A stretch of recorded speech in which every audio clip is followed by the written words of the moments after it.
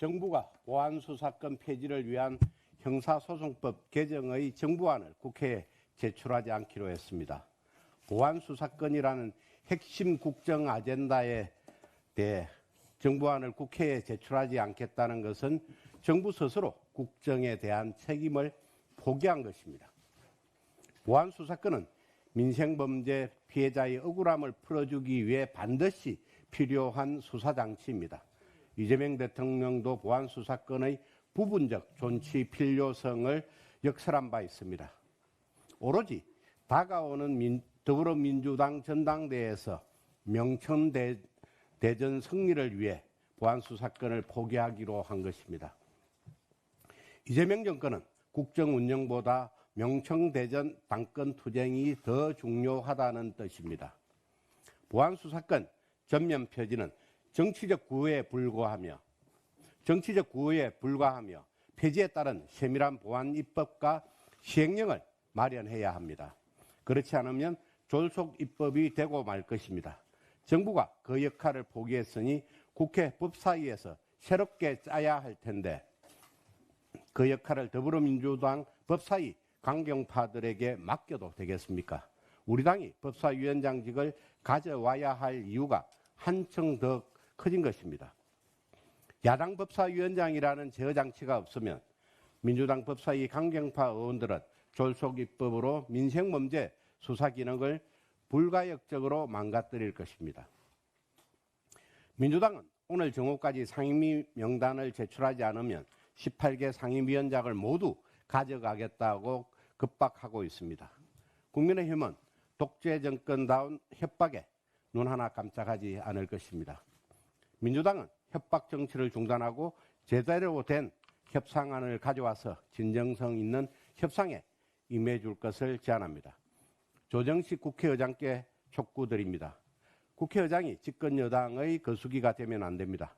민주당 의회 독재의 선봉장이 되지 말고 국회 여론으로서 집권 여당의 협상 없는 폭주에 브레이크를 걸어주시기 바랍니다. 한성숙 총리 후보자에 대한 인사청문회가 어제 시작되었습니다.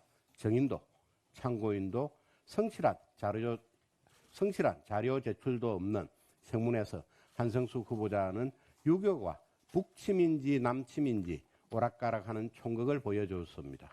사실 지금 한성숙 장관이 앉아야 할 자리는 총리 인사청문회가 아니라 모두의 창업, 정보 유출 사태 청문회입니다. 첫째, 5천 명의 개인정보가 유출되었습니다. 대규모 기본권 침해입니다. 둘째, 더 큰 문제는 그 많은 창업 아이디어가 유출되었다는 겁니다. 아이디어 하나를 갖고 맨주먹으로 도전하는 창업가들에게 아이디어는 인생 전체나 다름없습니다.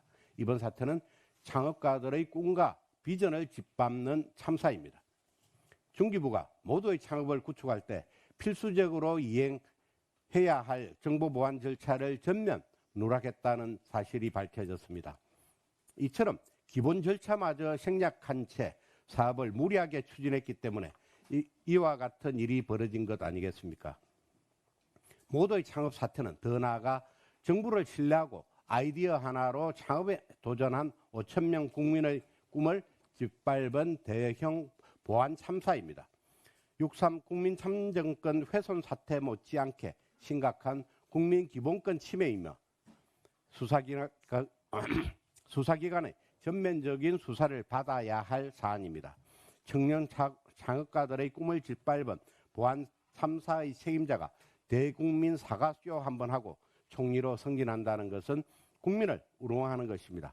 노태학 중앙선관위원장을 총리로 임명하겠다는 것이나 다름없는 일 아니겠습니까? 한 가지 더 추가하자면 한성수 후보자는 이뿐만 아니라 양평땅 농지법 위반 사실이 적발되고도 1년 동안 방치하는 명백한 위법을 저질렀습니다. 위법장관, 무능장관, 한성숙 장관은 총리 자격은 물론 장관 자격도 없습니다. 한성숙 후보자는 즉각 총리 후보자와 중기부 장관직을 동시에 사퇴하고 수사에 임하길 바랍니다. 민주당 이기현 의원의 욕설 영상을 봤습니다. 이기현 의원은 더 이상 손바닥으로 하늘을 가리려 들지 마십시오. 품격은 버렸어도 최소한의 양심은 지키길 바랍니다. 이기현 의원이 뻔뻔하게 우리 당 최수진 의원을 고소하면 당 차원에서 무고죄 막고발 등 총력을 다해 법정에서 진실을 가리도록 하겠습니다. 이상입니다.